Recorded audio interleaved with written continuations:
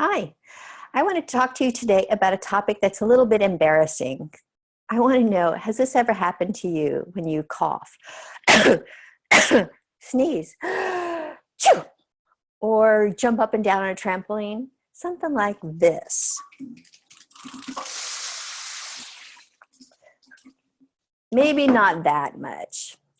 But if you're like me, you may have actually encountered this problem that comes along often with aging of stress incontinence.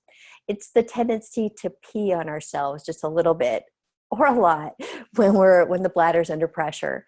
So I want to talk to you today about a really easy way to address stress incontinence. And it's actually some exercises that will help you not only with stress incontinence, but increasing your pleasure. So how does this come to be a problem? Well, largely it is due to childbirth. You know, the effort to push that baby out kind of makes all of our organs sort of fall down a little bit and puts more pressure on the pelvic floor. In addition, with aging and menopause, all of these kinds of problems can become more of an issue. When I noticed that the issue was not getting better, I went to see a doctor who told me all about the surgical solutions. And man, let me tell you, you do not want to have surgery going on down there. It sounds like awful, awful experience and not all that reliable. Instead, there's some easy exercises you can do that will help you to improve that problem. They'll also help you to improve your pleasure, to increase your pleasure. These exercises are called kegels or kegels.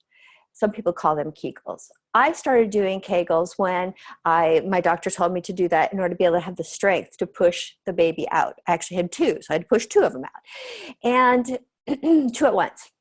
Then I was told to do kegels again to be able to bring everything back in good shape after giving birth. And in fact, both women and men should be doing kegels for all of their lives.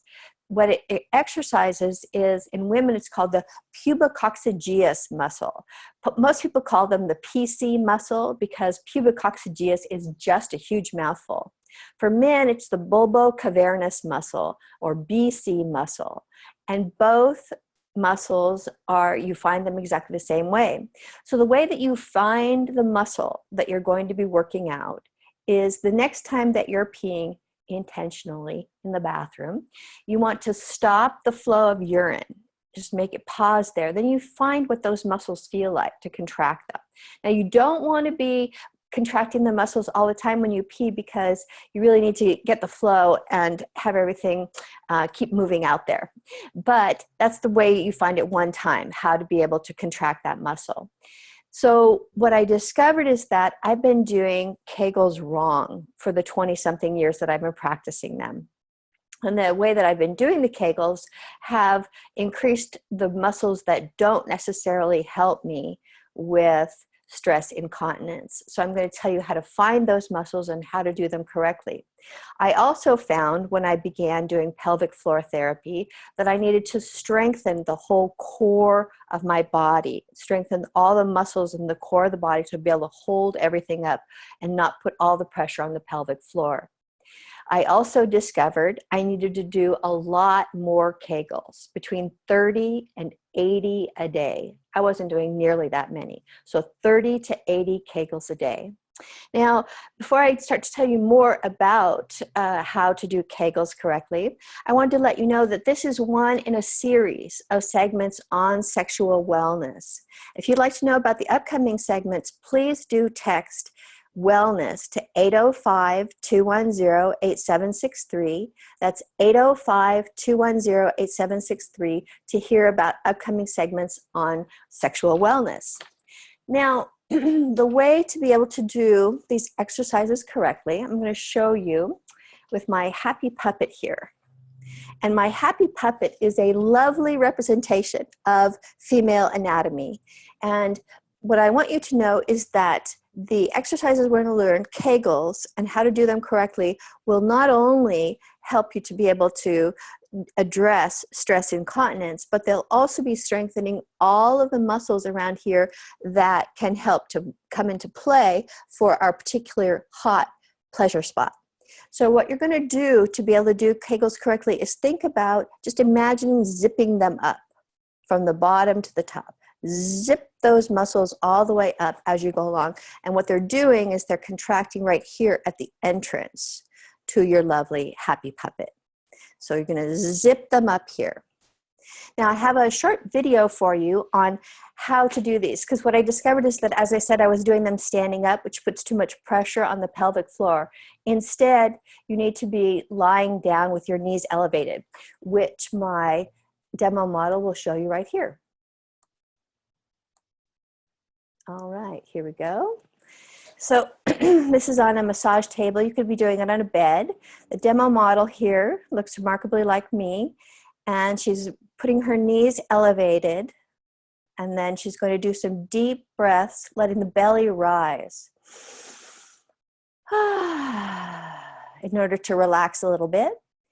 And now what she's going to do with the breathing is think about zipping up those muscles, and on the exhalation, so you breathe in, and then as you breathe out, you zip it up and hold everything as you hold your breath.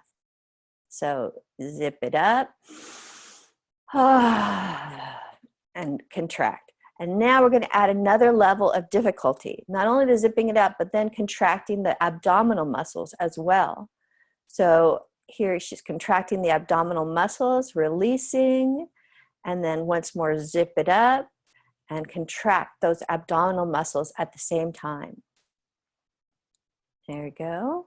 And now you need to, gradually increase the level of difficulty because you're strengthening various muscles. And here she's going to take the ball and zip it up, contract the abdominal muscles, and squeeze the ball between her knees. They're squeezing the ball. So you have to really then think about each of those things at once. Relax. And then once again, zip up those muscles, contract the abdominals, and squeeze the ball. Between 30 and 80 of these a day. So that's a pretty good level of exercise. Zip it up, contract the abdominals, and squeeze the ball. There you go.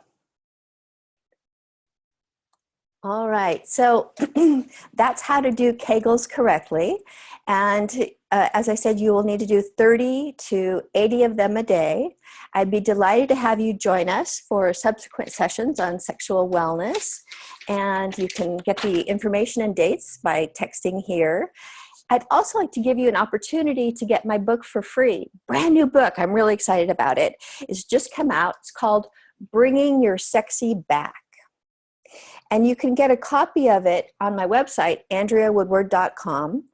And Bringing Your Sexy Back is about kind of bringing together that joyous female energy of creativity and the desire and letting them all flower to make your life passionate and fun, as well as learning some very important principles of sexual wellness, how sex can make you happier, smarter, and healthier. So those are all the things that are in this book, and it's part of a 7-step process for women on how to bring their sexy back, to let that playful sort of inner minx come out to play.